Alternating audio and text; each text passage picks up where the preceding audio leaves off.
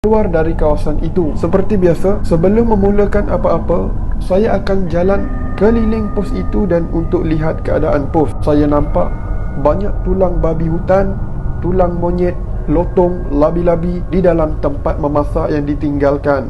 Biasalah, mereka yang duduk sebelum ini ramai yang berbangsa Iban dan Dayak serta bukan agama Islam. Itu biasa. Saya ambil garam, saya bacakan beberapa ayat Al-Quran dan mentera yang saya tahu. Saya tabur garam itu di sekeliling pos itu.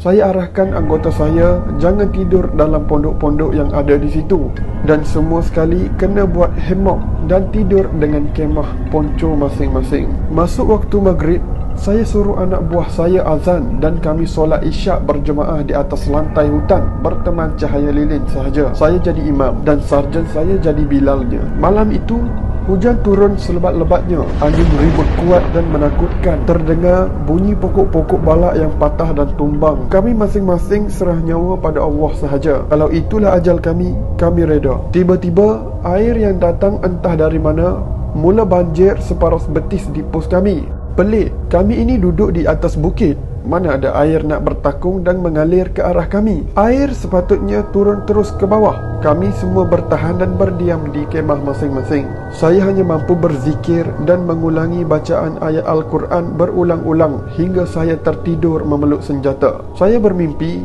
ada seorang lelaki tua memberi salam pada saya dan senyum pada saya. Esok paginya, hujan dah berhenti.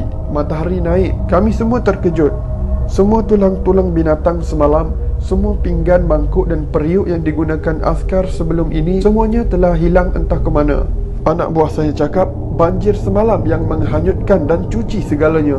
Lebih mengejutkan, semua pondok-pondok yang lama ada di situ telah rosak ditiup angin dan dihempap dahan dan pokok balak. Alhamdulillah, nasib baik kami tak tidur dalam pondok-pondok itu.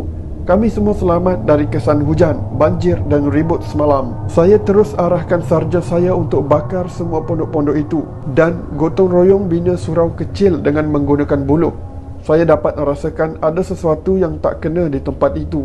Dalam 3 hari, siaplah surau dari buluh yang kami bina. Tidak besar, cukuplah ada 5 saf dan tiap saf boleh isi 8 orang. Dinding ringkas, berlantaikan buluh dan hanya berbumbungkan daun hutan yang kami anyam. Dan setiap hari saya arahkan surau itu di azan pada waktu subuh, maghrib dan isyak, serta solat berjemaah pada yang tidak bertugas. Sambil buat kerja mengatur semula pos itu, kami tetap buat rondaan jalan kaki masuk jauh ke dalam hutan, di mana pagi pergi ronda, lewat petang balik semula ke tempat kami. Setelah 2 minggu di situ, masuk bulan puasa.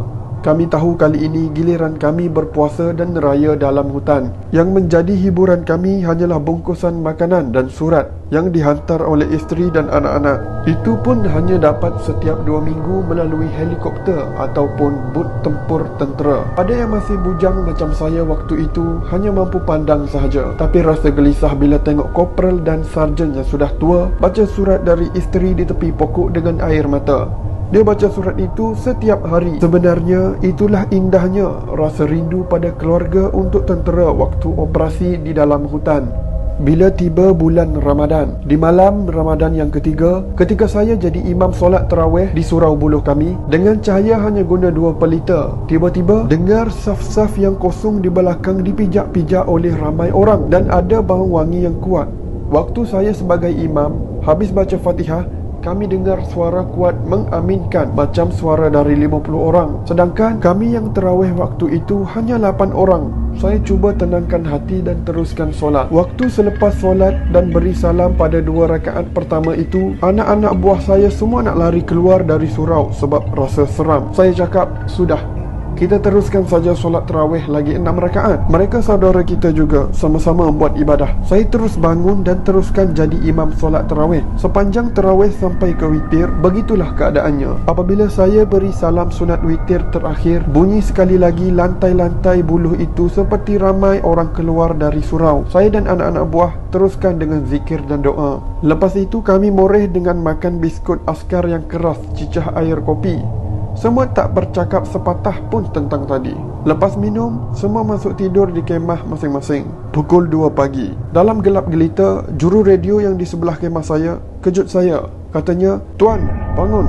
ada benda tengah mengaji di surau kita. Memang jelas saya dengar suara satu lelaki sedang membaca Quran di surau kami. Bila saya menyuluh lampu suluh ke surau, tapi tak ada orang pula. Suara itu terus membaca hampir sejam lamanya. Lepas dia habis, tiba-tiba ada suara bisik di telinga saya. "Fitri, boleh kita berjumpa?" Saya berdebar, takut. Saya balas, "Jumpa di mana?"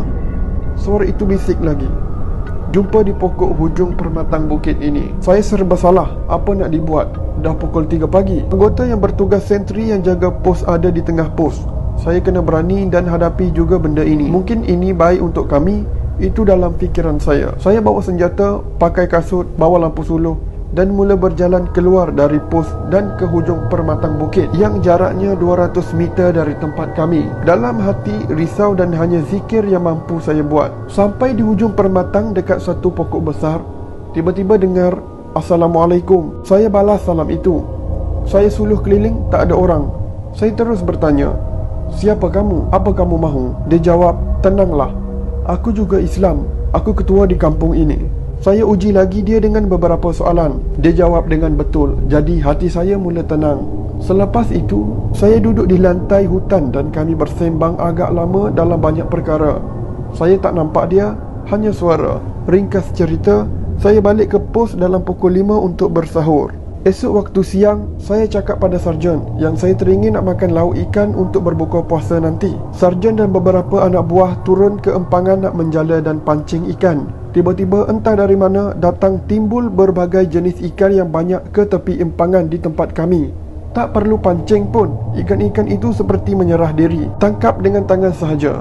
Punyalah banyak dapat ikan segar pada hari itu. Pendek cerita, banyak perkara indah yang berlaku selepas saya jumpa ketua jin Islam itu. Serta banyak kenangan sepanjang kami berpuasa dan beraya di hutan dalam operasi. Sewaktu nak serahkan operasi ke pasukan lain, hati saya sebab dan sayu kerana tiba masanya kami pulang ke kamp. Saya berpesan sungguh-sungguh pada pegawai yang gantikan saya untuk jaga tempat itu selepas kami tiada. Tapi sayangnya, beberapa bulan selepas itu, saya dengar khabar yang tempat itu kembali diganggu dan jadi berterabur seperti dahulu. Surau yang kami bina pun sudah tidak digunakan, malah jadi stor tempat letak barang dan stor makanan pula.